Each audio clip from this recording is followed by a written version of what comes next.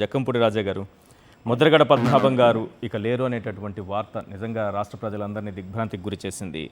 మీకున్నటువంటి అనుభవంతో చెప్పండి, నేటి రాజకీయ నాయకులకు కానీ నేటి యువతకు కానీ ఎలాంటి స్ఫూర్తినిస్తారు? ఆయన్ని చూసి నేర్చుకోవాల్సింది ఏంటి అంటే ఏం చెప్తారు?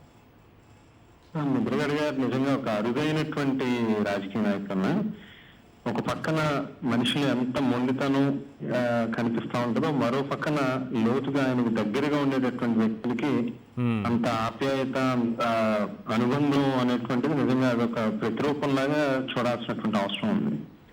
ముఖ్యంగా గోదావరి జిల్లాల ప్రజలకైతే మాత్రం ఈ తీరినటువంటి లోటు ఇర్రెస్పెక్ట్ ఆఫ్ క్యాస్ట్, అంటే నిజానికి కాపు సామాజిక వర్గానికి మేలు చేయాలనేటువంటి ఉద్దేశంతో చాలా పెద్ద త్యాగం చేసినట్టు ఆయన.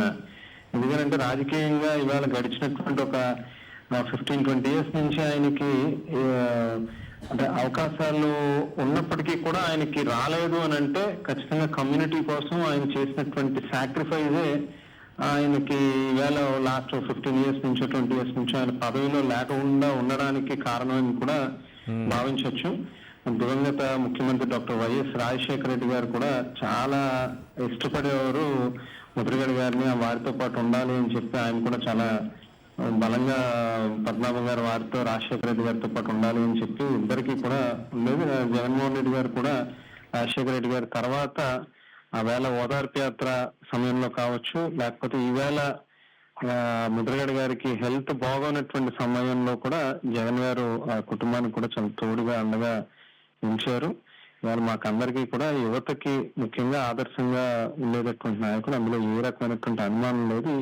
అనేక ఉద్యమాలు, 1-2 కాదు, చాలా ఉద్యమాలు ఆయన లైఫ్ అంతా కూడా ఒక రకంగా కంప్లీట్ గా పోరాటంతోనే గడిచిపోయిందని అనుకోలేము. బహుశా అటువంటి వ్యక్తి దూరం అవడం అనేటువంటిది చాలా బాధ అనిపించేటటువంటి విషయం. ప్రత్యేకించి మీకున్నటువంటి అనుబంధం ఎలాంటిది? ఆయనతో ఎన్నిసార్లు కలిసి ఉంటారు? ఆయన మనుషుల్ని గౌరవించే విధానం కానీ వ్యక్తిత్వం కానీ ప్రత్యేకించి వీటిపై నేను చెప్తారు. చాలా లాస్ట్ కొంతకాలంగా అయితే వారితో చాలా దగ్గర రిలేషన్ ఉంది. అంటే ముఖ్యంగా ఎవరైనా ఈ జిల్లాలోకి వస్తే ఆయన ఇంటికి ఆప్యాయంగా పిలవడం కానీ, ఇంటికి వెళ్తే కడుపు నిండా భోజనం పెట్టడం అనే దానికంటే కూడా కడుపు పగిలిపోయేటట్టుగా ఆఖరికి నోట్లో కూడా తినిపిస్తాడు ఆయన. అంత ప్రేమగా, చాలా ఇష్టంగా ఎవరికైనా భోజనం పెట్టడం అని అంటే ఎంత ఇష్టపడతాడంటే ఆయన 4 రకాల ఐటమ్స్ పెట్టడం, అందరినీ తినేందు దాకా మనిషికి ఆయనే వడ్డించడం, అవన్నీ ఒక స్థాయిలో, ఒక స్టేట్ లో కాదు, ఒక రకంగా చాలా పెద్ద లీడర్ గా ఉన్నటువంటి వ్యక్తి ఓ సామాన్యుడికి కూడా దగ్గరుండి ఆయనే వడ్డించి తనమని దగ్గరుండి ఇది చేయించడం కానీ, అంటే ఇవన్నీ మనిషి ఎంత ఎదిగినా ఒదిగే ఉండాలని ఇది చేయడానికి. అంటే ఒక రకంగా చెప్పాలంటే నిజానికి ఆయన అంటే ఒక కమ్యూనిటీ ఫ్యాక్టరీలో చెప్పాలంటే ఆయన కమ్యూనిటీకి చేసినటువంటి మంచి ఒక ఇదైతే, కమ్యూనిటీ ఆయనకి చేసింది చాలా తక్కువ.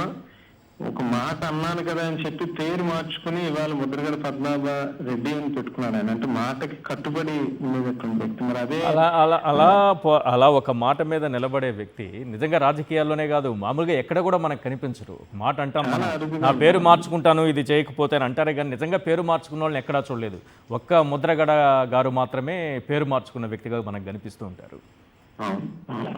చాలా సందర్భాల్లో ఆ రకంగానే ముందుగా వెళ్ళే నిజానికి ఆయన ఒక రకంగా ఒక కమ్యూనిటీ అయినా కాదన్నా ఏదైనా ఒక ఇష్యూ పట్టుకున్నా ఏది పట్టుకున్నా అలాగే ఫైట్ చేసి పాపం ఆయన చాలా రకాలుగా నష్టపోయాడు. కానీ ఆయన నష్టపోతూ సొసైటీకి మంచి చేశాడని చెప్పుకోవాల్సినటువంటి అవసరం ఉంది. ఇవాళ కాప్ కార్పొరేషన్ ఏర్పడిందని అంటే ఆయన చలవే కదా. ఆవేళ తెలుగుదేశం గవర్నమెంట్ మీద ఫైట్ చేసి ఆయన్ని ఆ రకంగా చిత్రహింసలు పెట్టి, కేసులు పెట్టి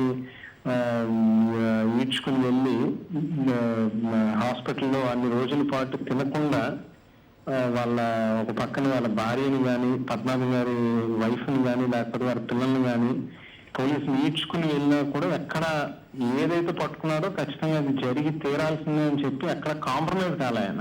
అవును, అంత ప్రదేశ్ లో అంత సీనియర్ నాయకుడిని, అంత ప్రజానాయకుడిగా గుర్తింపు పొందిన వ్యక్తిని ఆ విధంగా ఆయన్ని రోడ్డుకి ఇడ్చి, కుటుంబాన్ని రోడ్డుకి ఇడ్చి, పోలీసులు ఆ విధంగా లాఠీ చార్జ్ చేసి ఇంత మనోవేదనకు గురి చేశారు కదా! ఆ సమయంలో కూడా ఆయన ఎక్కడా వెనకడుగు వేయలేదా? ఎలా ఉంది ఆయన ఆయన ఆత్మస్థైర్యం మీకు ఎలా కనిపించింది? నిజానికి మనిషి చనిపోయినప్పుడు ఈ సమయంలో మనం రాజకీయాలు మాట్లాడకూడదు, కానీ ఒక రకంగా మానసికంగా ఆయన్ని చాలా వేదనకి గురి చేశారు. ఆ వేళ కాదు, ఈవెన్ ఈ మధ్యకాలంలో కూడా మనం చూస్తే సోషల్ మీడియాలోని వీటిలోని ఏదో డబ్బులు అని, వైద్యం సరిగా అందట్లేదని, ఎవరు పట్టించుకోవట్లేదని ఇటువంటివి కూడా ప్రచారం చేశారన్న. అవి కూడా నిజానికి పాపం మానసికంగా చాలా బాధపడ్డారు ఆయన. ఒక రకంగా చాలా స్ట్రాంగ్ పర్సనాలిటీ అయినా కూడా మానసికంగా ఆయనకి క్షోభ పెట్టేటటువంటి కార్యక్రమాలు మాత్రం ఆ రోజు నుంచి, ఎందుకంటే చాలా సందర్భాల్లో మీరు గమనించి ఉంటారు, నా భార్యని పట్టుకుని ఈ రకంగా లకారాలు పెట్టి తిట్టారు, పోలీసులు ఇచ్చుకుని వెళ్ళారు, నా కొడుకు ఇట్లా ఫిజికల్లీ ఛాలెంజ్ అయినా కూడా అతను కూడా ఇబ్బంది పెట్టారని ఆయన కూడా చాలా బాధపడుతూ చాలా సందర్భాల్లో వ్యక్తపరిచారు ఆయన. సో ఏదైనా గ్రేట్ పర్సనాలిటీ దూరం అయిపోయిందన్న. ఆయన చూసి అందరం కూడా నేర్చుకోవాల్సిన పాఠాలు చాలా ఉన్నాయి.